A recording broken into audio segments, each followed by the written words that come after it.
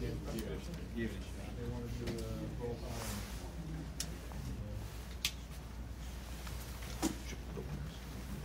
Hi. Thank you. Hello. Hank, would you like a card? Hey, how are you? Brian County Nice to see you. How's it going? Hey, Hank, how are you? Good, how are you? How we doing?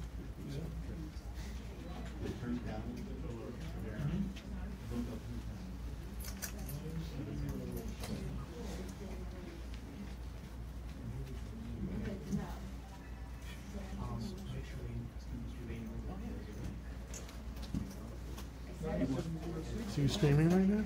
Great, thank you. Good evening. You should. I'll talk to you in a little bit. Yeah. Oh, you want to go? I know you already, Chief, we're good. Only cards for Mets fans. We're good. Got it yesterday, thanks. Got it yesterday. Oh, I got me to say thank you. Got it yesterday, thank you. Okay, I'll take another one. I'll take that. We're good? Yeah. You got that.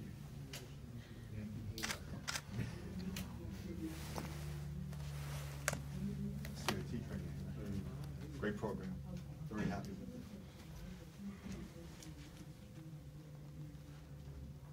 Okay, we'll get started in 1 minute. Good.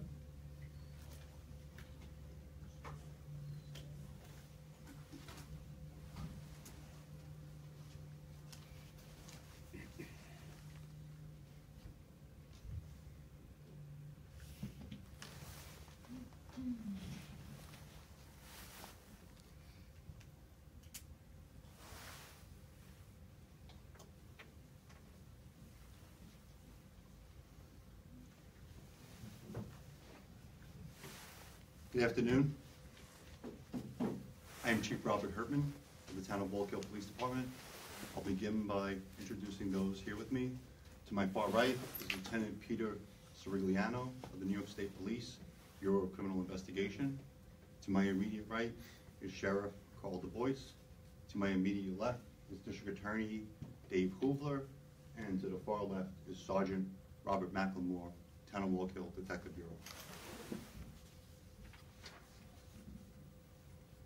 I begin by commending the law enforcement agencies involved in this extensive investigation, including the members of the Town of Wallkill Police Department, the New York State Police, the Orange County Sheriff's Office, the FBI, and the Orange County District Attorney's Office.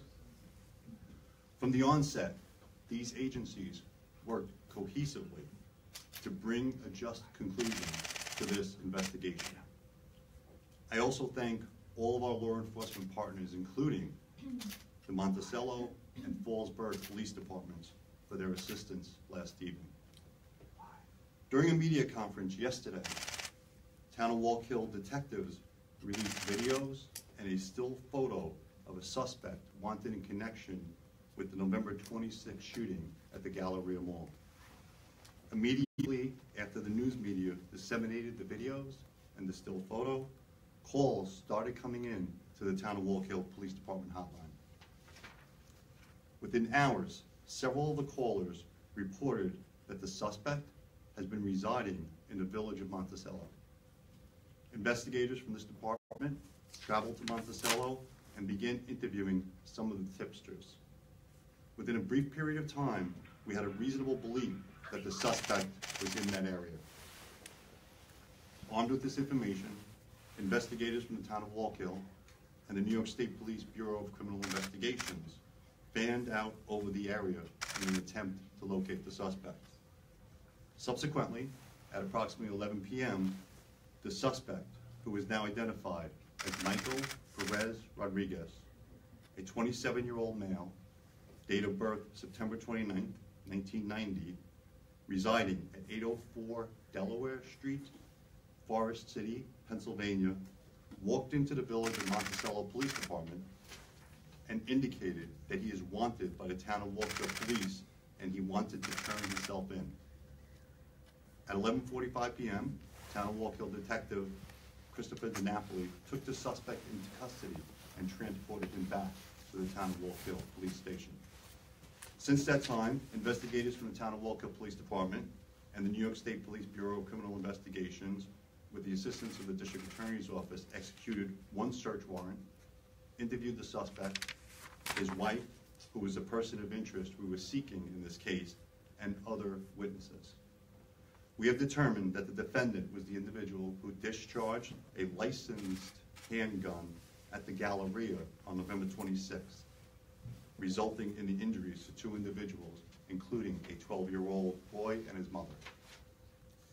Consequently, we have charged the defendant with 1 count of reckless endangerment and 2 counts of assault. At 3 p.m. today, the defendant was arraigned before Judge Peter Green in the Town of Wallkill Court, and he was remanded to Orange County Jail in lieu of a $2,500 bond over $5,000 cash bail. I remind everyone that this is still a very active investigation, and we are continuing to follow up on new leads that are still coming in. To that end, we ask that anyone that may have witnessed this incident but has not yet been interviewed by police contact us 24 hours a day, 7 days a week at 845-692-6757. I will now turn the podium over to D.A. Hoovler and then to Sheriff Du Bois, who would like to say a few words. Bishop Attorney. Thank you, Chief. First and foremost, I'd like to thank the Town of Wallkill Police Department, as well as the State Police, their investigators, and the Sheriff's Office for their diligent investigation here. And also, I have to thank my staff, some of which have been out over 24 hours now working this case. As the Chief mentioned, the suspect in this case has been charged with 1 count of reckless endangerment in the 1st degree and 2 counts of assault in the 3rd degree. Reckless endangerment is a Class D felony. It's punishable by 2 1/3 years to 7 years in state prison, all the way down to probation or something less. And the misdemeanors are punishable up to a year in jail, all the way down to virtually nothing. Again, the charges are based upon the investigation thus far. Again, the police departments have done a great job investigating this matter. It was brought to my attention that some members of the media wanted to know about the fact that it was a licensed firearm. The suspect in this case had a valid New York State carry permit issued in Sullivan County. Therefore, because a valid permit was issued by a judge in the state of New York, that individual was allowed to carry this gun.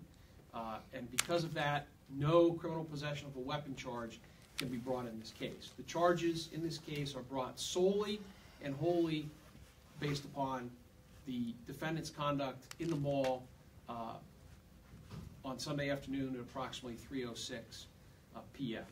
So on that note, I would remind all the members of the media that the defendant in this case, under the rules of our state Constitution as well as the United States Constitution, the individual is innocent until proven guilty. I always have to remind the media of that because that is the rules that we have. Chief, I'll turn it back over to you. Great, thank you. As I mentioned earlier, I'll now turn the podium over to Orange County Sheriff Carl Du Bois. Yeah, I too would like to commend all the agencies involved for a quick and successful resolution to this case. I think it puts a lot of people's minds at ease. You know, the other day I talked about social media and how it was a detriment to this investigation. I'm not condemning social media. I'm just condemning people who think that they can put information out without any kind of authorization or validation. And that is harmful. It really is. It could clog up phone lines. It could encourage civilian response to the location. There's just a whole litany of things that could happen by putting out false information or misleading information. Social media is helpful to police investigations. It can be very, very helpful. It can elicit information that we're looking for that we may not get the old-fashioned way by going out and digging for it. It could come in, any way through that. So I just wanted to clarify my remarks from the other day that I'm not condemning social media, but I'm just condemning the misinformation and sometimes disinformation. Sometimes the deliberate information that's put out there that is the other day, it was probably 90–95% incorrect and misleading from what I saw and from, I think, from what the other agencies saw also. The other thing that I would like to say is, if you have a business, if you have a mall or something like that, make sure your videos are working. Make sure that they are clear. Have them serviced. If you need more video cameras, if you have to invest in that, I'm encouraging you to do it. It really helped in this case, and any businesses out there that do not have any kind of video, I would encourage you to get it if you can afford it. It really, I think in this case, we can all agree that it assisted in that successful and quick resolution to this case. Last thing I'm going to mention is training for employees. The Orange County Sheriff offers active shooter training for businesses, and we encourage you to contact the Orange County Sheriff's Office for that training. Tonight, at 7 o'clock at the 911 Center in Goshen, we are having that active shooter training for houses of worship and churches and what have you. Our people are going to be down there tonight for a couple hours from 7 to 9, if any of the media would like to stop in and see what we have to offer. But we encourage any business to contact the Orange County Sheriff's Office, 845-291-7900, and you'll be put through to the proper people. And we will come to your place of business, or you can come to the Sheriff's Office. We have a couple other locations we can do it at, but we would encourage you to get this training, and it is free of charge for businesses in Orange County. Thank you. Thank you, Paul. I'll now open the floor for a few brief questions, please. It's not clear, Sorry. it's not clear why Mr. Perez shot his firearm. Do we know if this was an accidental discharge? Did he intentionally shoot, in the mall? What was he doing with the gun in his hand in the first place? I'm not going to comment on any of those questions at this time. The investigation is still very active, and some of that information involves witness statements and statements of others. I'd rather just not comment on that at this time. And his wife wasn't charged with anything? No, not at this time. Right, at the arraignment, the judge commented on the fact that Mr. Perez Rodriguez seems to have changed his hair, he shaved. Was that subsequent to turning himself in or before turning himself in? Before turning himself in. When we took him into custody last night, he was clean shaven. And based on video evidence at the scene, it was obvious that it was recent. Yes, sir.